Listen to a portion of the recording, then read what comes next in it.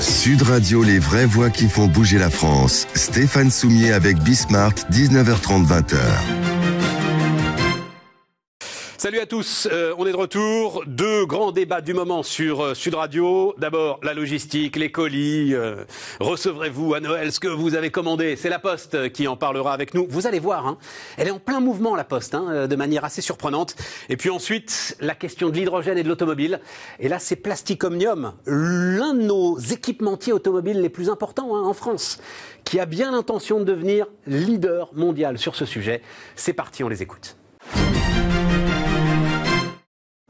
Donc on démarre avec, alors pour le coup ça s'appelle Action, et s'il y en a un qui est dans l'action là, il en est ravi d'ailleurs, Philippe Dorche. En fait c'est un truc, ça devient un lieu commun finalement, j'ai remarqué que de vous inviter au moment de Noël. Absolument.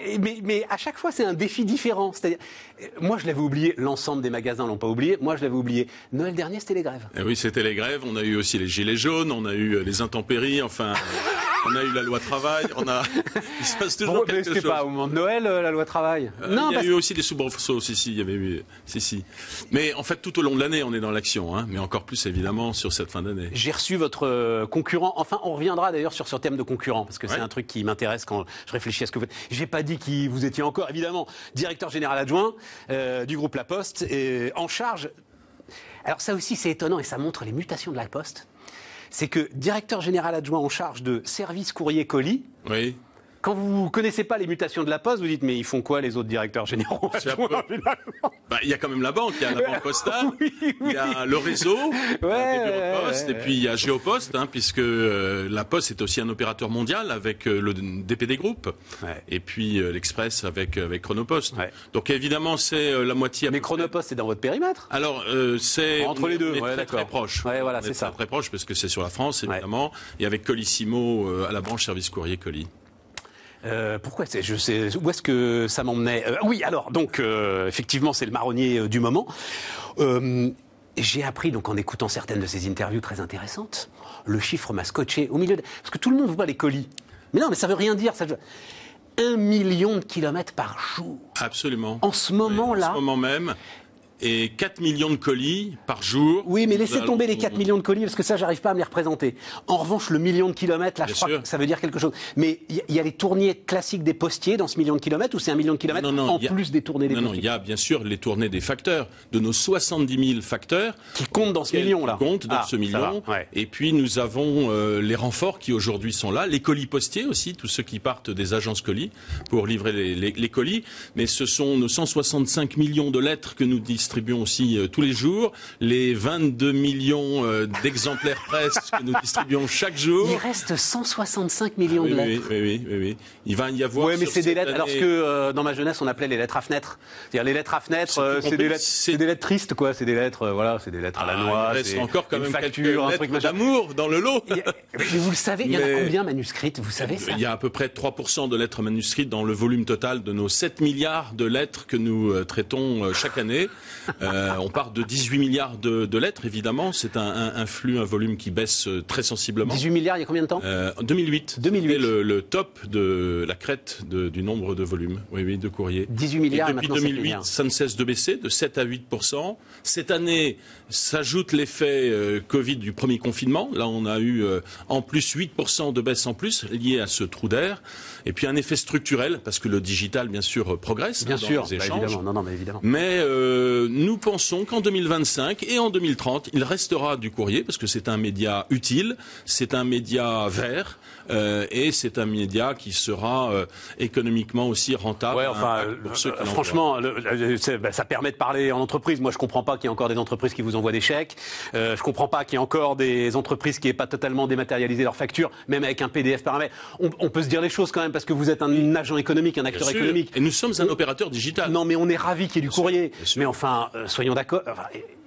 Parfois, il y en a, le gars, non. Et puis sans doute, pendant ce Covid, ils se sont rendus compte qu'envoyer une facture qui arrivait dans un siège social où plus personne ne venait, c'était peut-être bien de la dématérialiser. Voyez, nos clients nous disent que pour des achats à valeur, pour des objets à valeur volumineux, mais aussi pour des petits objets, et lorsqu'il y a un caractère probant, eh bien, beaucoup de nos clients souhaitent continuer à adresser du courrier. Ah bah oui, Comment vous voulez dire? C'est-à-dire C'est-à-dire qu'en 2025, en plus de l'objet, bien sûr, sera encore utilisé pour transmettre des informations, mais aussi des petites marchandises.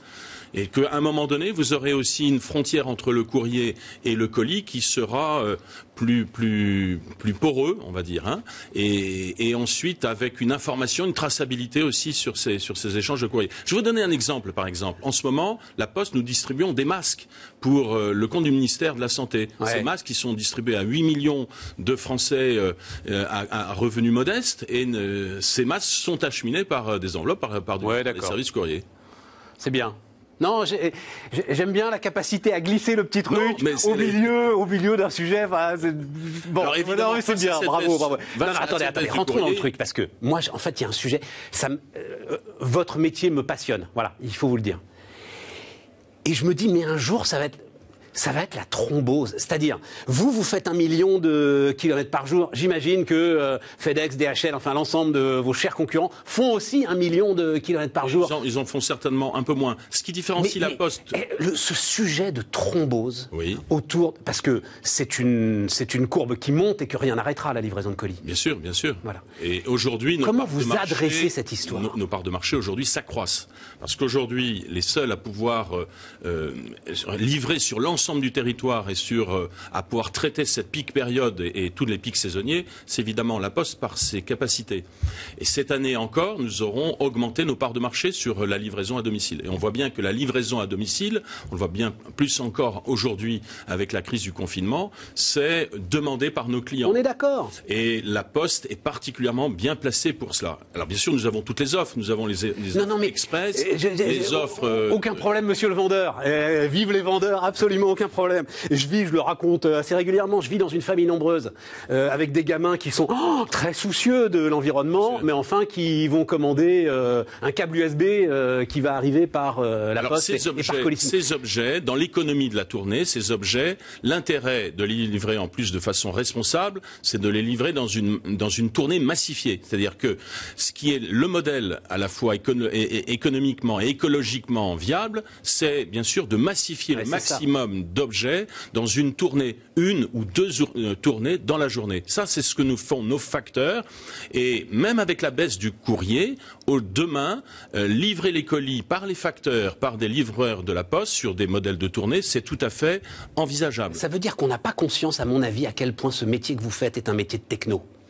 Oui, parce que en fait, c'est calculé par de la techno et par des algorithmes, tout ça aujourd'hui. On rentre aujourd'hui dans une distribution pilotée où tous les produits sont marqués par du smart data, par des géolabels, exactement, qui permettent de suivre ces produits, que ce soit colis, courrier, presse, et de savoir, d'envoyer l'information de l'expéditeur comme au destinataire en temps réel. Oui, mais avec traitement de plus en plus rapide. Enfin, j'imagine que vous avez là aussi tous les chiffres qu'il faut sur la vitesse de traitement que vos systèmes dans vos entrepôts sont capables de faire aujourd'hui. J'en sais rien, 7 000, 10 000, 15 000 colis à l'heure. Effectivement, nous installons des plateformes colis, une dernière génération, qui sont capables de traiter 35 000 colis à l'heure. 35 000. Les anciennes plateformes le faisaient avec un capacitaire de 10 à 15 000. C'est ça. Donc c'est presque 3 fois plus. Et c'est ce qui nous permet aussi de trier aujourd'hui suffisamment rapidement pour l'acheminement pour cette pic période. Mais est-ce qu'à un moment, notamment sur cette question du dernier kilomètre, est-ce qu'à un moment, vous n'allez pas, collectivement d'ailleurs, tous ensemble là, l'ensemble des expressistes, dire « Écoutez les amis, c'est plus possible, donc il va falloir que vous marchiez un peu pour aller chercher votre colis dans tel ou tel point, tel ou tel relais commerçant, tel ou tel, etc. » Alors nous avons à la Poste le plus grand réseau de relais de collecte. Ah bah oui, vos bureaux. Alors nous avons les bureaux de poste, mais nous avons aussi les relais pick-up qui sont installés, les réseaux aussi de consignes pick-up, et avec nos 21 000 points de retrait, la Poste est l'opérateur qui dispose le plus d'offres hors domicile. Je cite sans même le domicile parce que nos clients préfèrent cette livraison à domicile. Et mais est-ce qu'un jour ce sera un luxe ? Non, c'est pas un luxe, dans la mesure où vous dites c'est un service qu'on doit... C'est un service qu'on doit à nos clients destinataires, aux clients particuliers.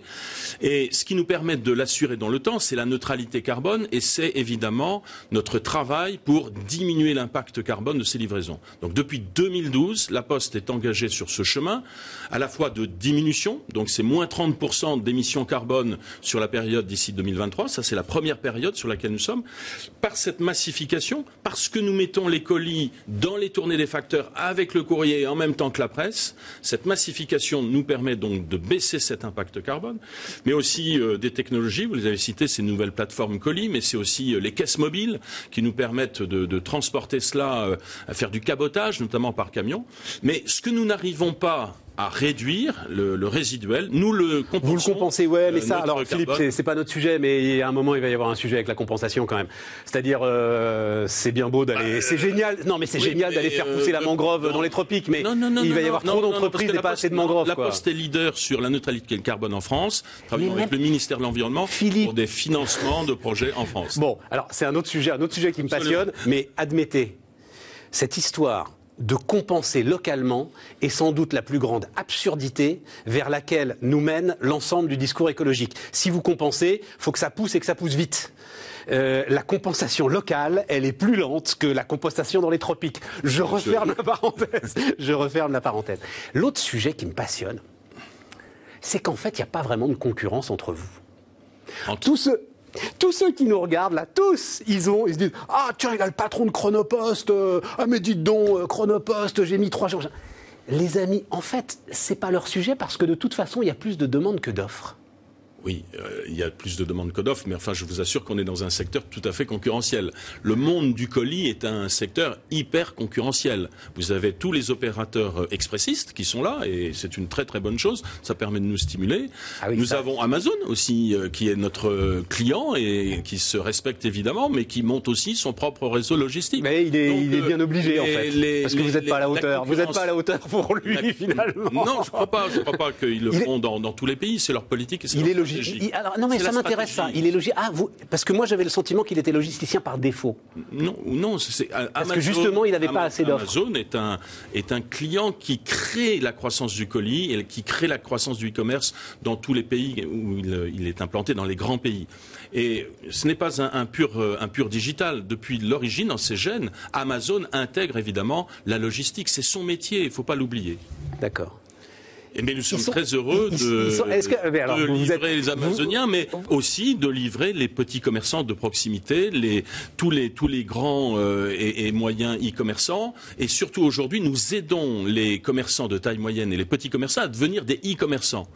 Notamment, pendant cette crise, nous avons développé une plateforme de livraison et de commande pour relier les consommateurs avec les commerces de proximité. C'est une plateforme qui s'appelle Ma Ville Mon Shopping et qui, dans un territoire, permet d'apporter toutes les solutions d'un e-commerçant à un commerçant de proximité, un commerce qui veut devenir e-commerçant. De l'aider bien sûr. Vous en avez fait la pub de ce système-là ? Je crois qu'elle s'est faite toute seule. Elle s'est faite toute seule. Et ça a été lancé il y a combien de temps ça ? Parce que ça a été lancé en avril. De cette année. Vous retrouvez la première métropole qui est largement développé cette solution, c'est Nantes métropole. Et aujourd'hui, beaucoup. Donc en fait, c'est quoi ? Je vais sur Ma Ville Mon Shopping. C'est une collectivité, une métropole, un département qui décide de faire une action importante pour les commerçants de proximité, mais qui n'ont pas de système de livraison. Donc vous êtes commerçant, facilement vous allez mettre votre catalogue de produits et de services en ligne grâce à Ma Ville Mon Shopping. C'est une plateforme donc locale et les consommateurs, les clients locaux se connectent et retrouvent leur commerce de proximité. Mon Shopping Nantes et voient tous les produits des commerçants nantais. Ce qui est bien parce que là vous êtes face à Google et non mais je tiens à dire parce que quand même de livrer vos anciennes pages jaunes, c'était La Poste quand même page jaune. Bien sûr. Et c'est ma page jaune maintenant indépendant et c'est le métier que fait aujourd'hui page jaune. C'est le métier de La Poste de s'occuper des services liés à l'adresse puisque le service national de l'adresse est dans La Poste. Et au final, il y a une l'intégration du service de logistique dans ma ville, mon shopping, par le facteur. Mais tout ça, Philippe, je reviens sur ma question, parce que moi, j'en rêve la nuit. Et je me disais, vous savez, pendant le confinement, là, le premier, quand vraiment on était tous sidérés par ce qui se passait. Et je me disais, en fait, le futur, on sera tous comme ça, confinés dans des maisons, et il y aura juste des gars en mobilette et des camionnettes de livraison dans les rues. Il n'y aura plus que ça. Et nous, petit à petit, on évoluera, on perdra nos jambes, il y aura une espèce de race de super livreurs qui, eux, ont encore l'argent. Vous voyez le truc. Il faut absolument garder ce lien humain et de proximité. Et c'est notre vision des choses. Et donc, nous avons ce réseau de facteurs qui, évidemment, était menacé par et qui l'est toujours par la baisse du courrier. Mais le fait de mettre ce e-commerce, cette croissance du e-commerce dans le réseau des facteurs qui sont connus par nos clients tous les jours et a fortiori dans le monde rural, avec un vieillissement de la population, notre métier, c'est la proximité humaine et avec des postières et des postiers que les gens connaissent, qui non seulement, bien sûr, vont continuer à distribuer le courrier et la presse, ce qu'il restera, mais aussi livrer plus de colis. 440 millions de colissimo cette année, c'est évidemment plus 25%, mais aussi sur une année, c'est plus 25% sur une année. 25% cette année, mais c'est aussi des services humains de proximité. Donc la veille de lien social pour les personnes âgées, c'est aussi des services de plus en plus liés à la santé. La Poste investit, vous le savez, dans les prestations de santé à domicile. C'est aussi la transition écologique, parce que nos facteurs... Il va tout nous dérouler, les gars. C'est la convention, c'est la... Non, mais votre chiffre là, plus 25%, faut bien, vous en avez tous conscience, faut bien avoir conscience que c'est plus 25% sur une activité qui elle-même était dans une croissance. Bien sûr. Alors, il y a un effet confinement. Oui, bien sûr, il y a un effet confinement, mais vous les perdrez pas, ces 25%. C'est quoi vos l'année projections pour l'année prochaine? 7 à 8% de croissance. Mais voilà encore. Et 8% de croissance sur les prochaines années. En ayant intégré ces 25%, on est d'accord. Parce qu'en France, le e-commerce représente à peu près 10% du commerce. Au Royaume-Uni, c'est 20%. En Chine, c'est 25%. Donc il y a un potentiel de croissance pour le e-commerce dans notre pays. Les commerçants eux-mêmes qui veulent rester ont intérêt tous, quelle que soit la taille, à devenir des e-commerçants. C'est vrai. Et la Poste a toutes les capacités pour aider tous les commerçants à devenir des e-commerçants. Un dernier point, parce que quand même... font preuve, en fait, l'ensemble de ce corps La Poste, qu'on a peut-être tendance à caricaturer, comme un peu vieillissant,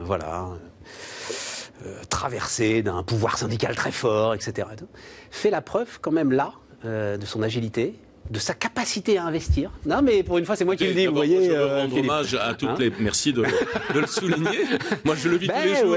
Ouais, mais nous, non. Témoignage. Nous avons, à la branche service courrier colis, 100 000 postiers, plus les 48 000 postiers qui sont dans le réseau. Je vous assure, de les voir tous les jours témoigner d'un engagement considérable pour leurs clients, pour répondre aux besoins des clients. C'est un engagement formidable, surtout en ce moment. Ils sont en train de traiter des volumes extrêmement conséquents et avec un engagement, je vous assure, qui mérite... Il y avait eu une petite tension, si je peux me permettre, Philippe, et puis, mais je respecte, moi, si vous voulez sortir votre joker, mais il y avait eu une petite tension quand, à un moment, un certain nombre de ces postiers, ou plutôt s'étaient dit, on va se limiter aux biens essentiels. Vous savez, le premier confinement. Et tout à coup, on se met à trier dans les colis, et tout à coup, on se met à choisir entre les clients qu'on doit servir et ceux qu'on doit... notre approche. Il y avait évidemment des organisations ou même des organisateurs qui pouvaient imaginer qu'on allait devoir traiter entre produits essentiels et non essentiels. Ça n'a jamais été du côté de la Poste notre orientation. Parce que nous ne pouvons pas, évidemment, faire la police des colis, savoir ce qui est dans un colis et ce qui ne l'est pas. La confidentialité du colis. Au pire moment du confinement, du premier confinement, nous n'avons jamais traité entre produits essentiels et produits non essentiels. Nous avons maintenu un service minimum, mais parce que les dépôts de nos clients avaient précédemment baissé. C'est-à-dire que le service minimum que nous avons mis en place, du fait aussi des gardes d'enfants, de l'absentéisme que nous pouvions connaître, comme dans toute grande organisation, avait été précédé par une baisse des dépôts. D'abord de courrier, moins 60% dès le 14 mars. Ensuite des colis, parce que pendant 3 semaines, le nombre de colis a baissé.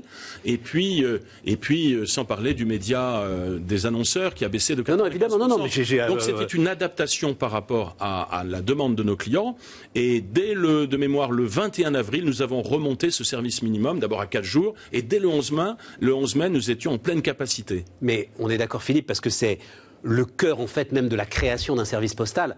Le secret de la correspondance et la confidentialité de ce qu'il y a dans une enveloppe. Elle fait partie de notre histoire, de notre ADN, depuis 1791. C'est ça. Et nous l'avons étendu aux échanges numériques, voilà, parce que la Poste d'aujourd'hui est un opérateur digital qui se réinvente tous les jours. Bon. Vous allez y arriver sans problème. J'ai croisé, pour tout vous dire, il était là il y a un petit moment, il y a un mois, votre concurrent de DHL, qui laissait planer une petite inquiétude quand même. Il disait, bon Dieu, qu'est-ce que ça va être Noël? Ça va être un sacré truc. Écoutez, vous ne me voyez pas inquiet parce que nous avons anticipé, nous avons investi dans de nouvelles plateformes de colis, et encore une fois, sur l'aspect business, nous avons gagné des parts de marché cette année en 2020. C'est intéressant, hein? Ben oui, c'est intéressant. Philippe Dorge, donc directeur général adjoint de la Poste, qui était notre premier invité. Philippe Dorge, donc directeur général adjoint du groupe La Poste, qui était notre invité sur Sud Radio. L'automobile et l'hydrogène, dans un instant. Sud Radio, les vraies voix qui font bouger la France. Stéphane Soumier avec Bismart, 19h30, 20h. On repart les amis, et on repart avec le sujet, et comme disent les marchés, il y a un momentum sur ce sujet, et un momentum industriel, et Laurent Favre est avec nous pour en parler, le directeur général de Plastic Omnium. Bonjour Laurent Favre. Bonjour. Plastic Omnium, donc un équipementier automobile, une idée de chiffre d'affaires pour Plastic Omnium, parce que c'est une telle croissance que... Un peu plus de 9 milliards l'an dernier. Un peu plus de 9 milliards l'an dernier, donc voilà, ça devient aujourd'hui l'un des importants équipementiers automobiles européens. Tous les constructeurs du monde sont vos clients, ou presque. Exactement, on a 90 clients, on a 131 usines dans 25 pays, donc on est partout dans le monde pour accompagner nos clients. Groupe mondial qui, alors comme son nom l'indique, a une spécificité sur sa capacité à mouler le plastique et à faire des pièces de véhicules automobiles totalement réalisées en plastique. À une époque, au tout départ, il y a très très longtemps maintenant, c'était notamment les réservoirs.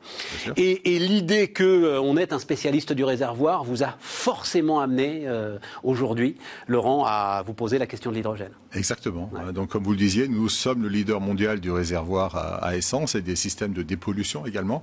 Et il y a 5 ans, Plastic Omnium s'est dit comment stocker l'énergie du futur, comment décarboner la mobilité. Et stocker l'énergie décarbonée, c'est stocker de l'électricité, donc de l'hydrogène, parce que l'hydrogène, ce n'est rien d'autre que de l'électricité qui est stockée différemment. Donc, Plastic Omnium a pris le pari de l'hydrogène, puisque c'était un pari il y a 5 ans, en disant on va investir, et on a investi 200 millions au total pour essayer de devenir leader mondial du stockage et même plus de l'hydrogène. On va faire un peu de pédagogie là-dessus. D'ailleurs, moi j'en ai besoin encore. Je pense que même vos clients, en fait, en ont besoin, à mon avis. Mais je voulais juste insister là-dessus. On parle toujours de codakisation des entreprises. Plastic Omnium aurait pu finalement se laisser codakiser, dire mais on a nos réservoirs à essence, c'est formidable, on va pas y toucher. Non, voilà, il y a eu ces paris formidables qui sont faits. C'est sans doute aussi une des forces des entreprises familiales, l'actionnariat familial. Oui, c'est pas le style de la maison de rester sur ses acquis. Mais que pouvoir faire des paris. Il y a 5 ans, franchement, faire le pari de l'hydrogène. Tout à fait. Maintenant, c'est une évidence. À ce moment-là, il fallait le faire. J'ai besoin de pédagogie. Effectivement, la semaine dernière, vous avez détaillé une stratégie pour devenir l'un des leaders mondiaux sur le marché de l'hydrogène. Leader de quoi exactement quand on parle de l'automobile, Laurent ? Alors, on parle de la mobilité routière de façon générale, donc l'automobile, le camion, le train, etc. Leader mondial, ça veut dire quoi? Ça veut dire que dans la mobilité hydrogène, il y a 3 éléments clés. Il y a le stockage de l'hydrogène dans le véhicule. Je dis le véhicule, pas forcément la voiture, ça peut être un camion, ça peut être un train. Donc, c'est d'où nous venons. Donc, le réservoir. Le réservoir. La différence, c'est qu'on ne stocke plus de l'essence, on stocke de l'hydrogène. On va le voir, vous nous avez envoyé une petite vidéo où on voit justement la constitution d'un réservoir. Donc juste pour dire à la régie de lancer la vidéo et je vous laisse continuer. Donc le stockage de l'hydrogène, l'hydrogène est stocké à 700 bars, donc à très très forte pression. La pression atmosphérique c'est 1 bar, donc 700 bars. Pourquoi? Pour stocker un maximum d'énergie dans un minimum de volume. Donc 700 bars. L'intérieur du réservoir c'est du plastique, c'est ce que nous faisons chez chez Plastic Omnium partout dans le monde aujourd'hui. Et pour résister à cette pression, on a un enroulement filamentaire de carbone. Donc ça, c'est la partie stockage. C'est ce qu'on va voir. Là, vous voyez la conception. Je vous laisse regarder. Et ensuite, on va voir le moment le plus spectaculaire. C'est effectivement l'enroulage de carbone. On vient mettre du carbone autour pour résister à cette pression de cette samba, répondre aux normes de sécurité. Donc, il y a le réservoir. Oui. OK. Il y a alors ce qu'on appelle la pile à combustible, qui est la transformation de l'hydrogène en électricité. Exactement. Et puis, il y a ce que vous acceptez, ce que vous appelez les systèmes intégrés. Ouais. C'est quoi le système intégré? Alors, je reviens sur la pile rapidement parce que... Oui, mais rapidement, parce que le temps tourne très vite. Exactement, mais pile, c'est pas une pile comme une batterie. La pile, c'est exactement ce que vous dites. L'hydrogène stocké, l'oxygène de l'air sont transformés en électricité. C'est la pile, c'est le moteur en fait. Donc ça, c'est le deuxième pilier qui est important. Et le troisième, c'est le système intégré. Pour que tout ça marche bien, il faut que les fluides soient bien gérés, parce que l'hydrogène vient à 700 bars, comme je le disais auparavant. Voilà, là on voit l'enroulage, c'est ça. Là c'est l'enroulage, là c'est votre réservoir là. Exactement. C'est ça qu'on voit là. C'est l'enroulement filamentaire en carbone, ce qu'on dit. Donc ça, c'est une production actuelle pour des réservoirs de bus. C'est exceptionnel. Parce qu'en plus, l'objet est beau. Enfin, c'est ça qui est merveilleux avec l'industrie, c'est qu'on se retrouve avec un objet incroyable. Et donc, plastique à l'intérieur et fibre de carbone tout autour. Exactement. Pour résister donc à la pression et avoir la sécurité nécessaire dans les véhicules. Et donc, le système, c'est ce qui va transmettre l'énergie électrique au groupe de roulement.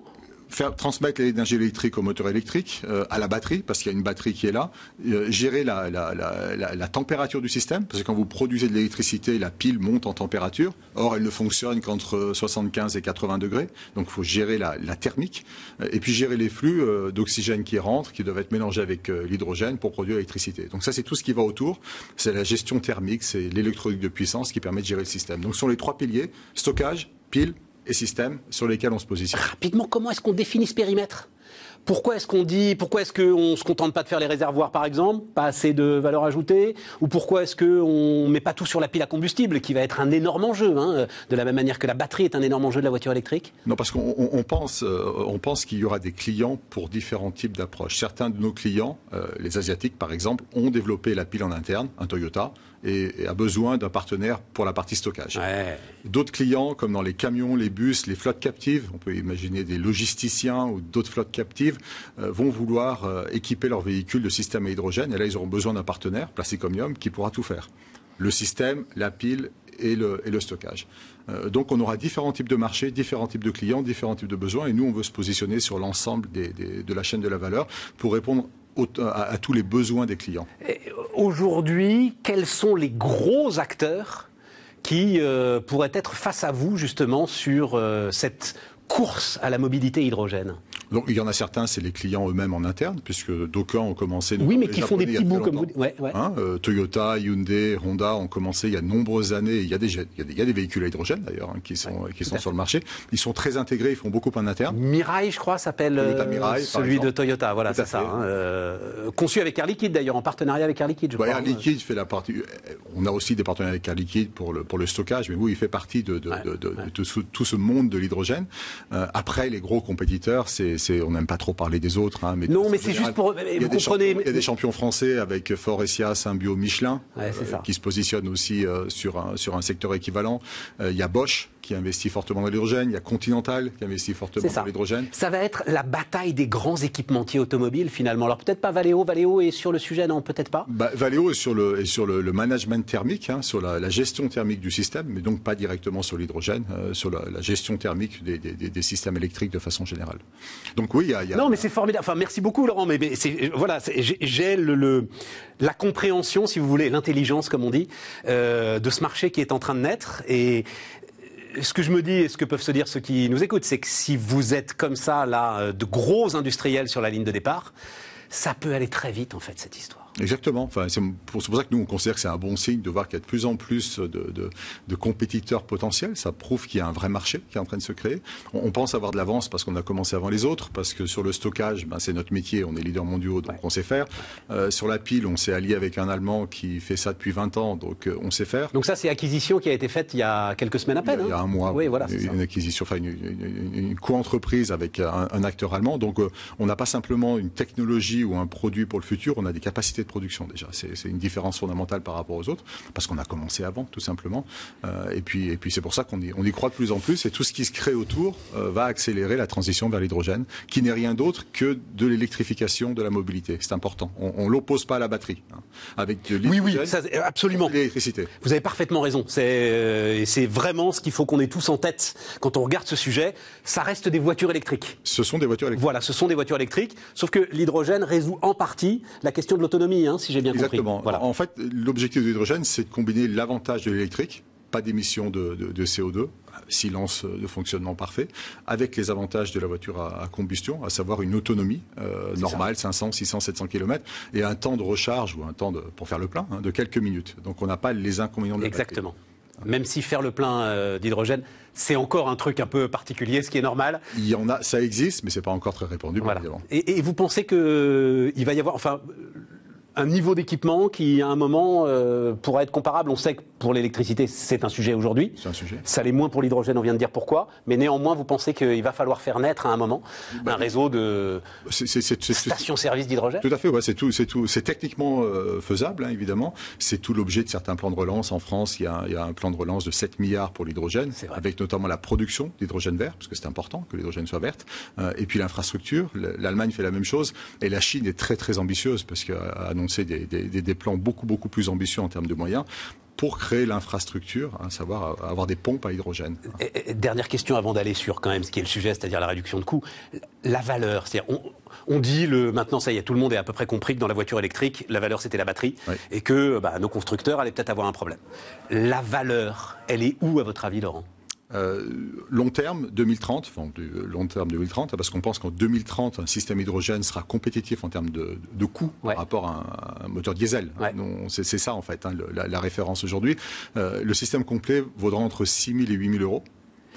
On va y aller sur les réductions de coûts, mais sur l'ensemble des éléments que vous avez détaillés, avec lequel vous pensez en gros construire les plus fortes barrières à l'entrée, avoir le plus de marge, constituer en fait une situation de marché qui soit une situation de marché qui vous rende vraiment solide au cœur du... Je pense que les trois sont aussi importants. Les trois sont aussi importants. Ils sont complémentaires. Bon, alors parlons des réductions de coûts, parce que c'est quand même considérable. On a beau être familier des exploits industriels, je vous cite, et d'ailleurs là aussi, merci beaucoup d'avoir précisé ça, parce que je crois que c'est la première fois qu'on a des chiffres concrets. Divisé par 5 d'ici 2030 le coût de la pile à combustible, donc on a vu ce que c'était, et moins 30% sur les réservoirs. Tout à fait. Tout à fait. Alors d'abord, il y a une nécessité. Et la nécessité, c'est d'avoir des prix qui soient compétitifs. J'évoquais le diesel auparavant.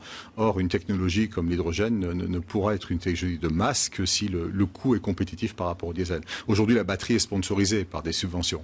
Tout à fait. Ça ne peut pas être l'objet à terme d'une technologie qu'on veut être accessible à tous. Donc ça, c'est important.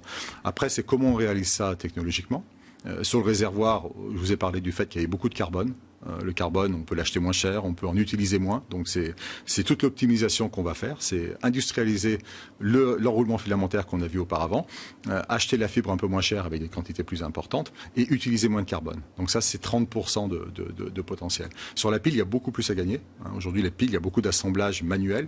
Une pile, ce sont des plaques qu'on appelle bipolaires en métal qui sont recouvertes d'or aujourd'hui pour faire la relation chimique avec une membrane entre. C'est fait à la main, c'est assemblé à la main. Donc production à grande échelle, dans l'automobile on sait faire, assemblage automatisé, moins d'utilisation de matières premières onéreuses. J'évoquais l'or auparavant, mais il y a du platine également dessus. Tout ça va nous permettre de diminuer les coûts très très fortement, tout en gardant le niveau de performance qui est nécessaire pour l'automobile. C'est pour ça qu'on a un plan de convergence dans lequel on est... Mais l'ensemble de ces éléments que vous venez de décrire sur la pile à combustible, c'est pas quand même un frein à... Non, aujourd'hui c'est un frein. Du marché. Aujourd'hui c'est un frein puisque c'est trop cher. Mais l'or sera toujours l'or. Oui, mais on n'aura pas d'or. On aura autre chose. D'accord, oui, voilà, c'est ça. Aujourd'hui, je dis, on utilise de l'or, du platine. L'idée, c'est de remplacer en fait ces composants tout à fait. Aujourd'hui, ce sont des solutions qui marchent technologiquement, qui sont pas adaptées. C'est ça. À une donc c'est par des ruptures technologiques. Tout à fait. Sur la pile à combustible qu'il va y avoir des vraies réductions de coûts. Et vous êtes parfaitement conscient, à vous voir, que oui, ces ruptures technologiques, à partir du moment où on va se donner les moyens de les obtenir, on les obtiendra. Tout à fait. On sait faire, et l'avantage qu'on a par rapport à d'autres, c'est qu'on est très intégré dans la chaîne de la valeur, à savoir qu'on produit justement ces plaques bipolaires dont je parlais auparavant. Il y en a 400, 500 dans une pile. Donc on a la maîtrise de la production en interne, le choix du matériau, etc. C'est ça qui fera la différence. Une fois encore, grâce à cette entreprise allemande que vous avez rachetée le mois dernier. Un mot quand même, Laurent, sur votre activité. Parce que, je regardais là, parce que vous avez aussi fait ces annonces-là à la fin de la semaine dernière. Oui. C'est-à-dire qu'en fait, vous allez effacer le choc Covid, finalement. Plastic Omnium va sortir de cette année assez peu affaibli par rapport au choc qu'a vécu l'industrie automobile. Oui, on peut même dire renforcé, sans être trop optimiste. On a eu un premier semestre très difficile comme tout le monde. Les 130 usines se sont arrêtées complètement. Donc, gestion de la crise sanitaire, protection des salariés, c'était la première priorité. Des liquidités également. On a su s'adapter très vite, comme PO l'a toujours fait, Plastic Omnium l'a toujours fait, et on en ressort aujourd'hui avec un niveau de liquidité équivalent à l'avant-crise, une capacité d'investissement importante, et c'est essentiel parce que le marché se transforme. On parlait de l'hydrogène, mais il y a d'autres enjeux aussi dans le marché de l'automobile, et la crise accélère la transformation. Une transformation qu'on voyait déjà depuis quelques années dans l'automobile. Donc il faut être fort, il faut aller de l'avant, et c'est ce qu'on peut faire. Mais vous êtes sur une année qui est comparable à 2019 ? On sera l'année prochaine comparable à 2019 en termes de profitabilité. 2021 sera comparable à 2019. Ouais, d'accord. Donc pas à 2020. Non. Le marché, on pense que le marché ne reviendra pas au niveau 2019 en volume avant 2023-2024.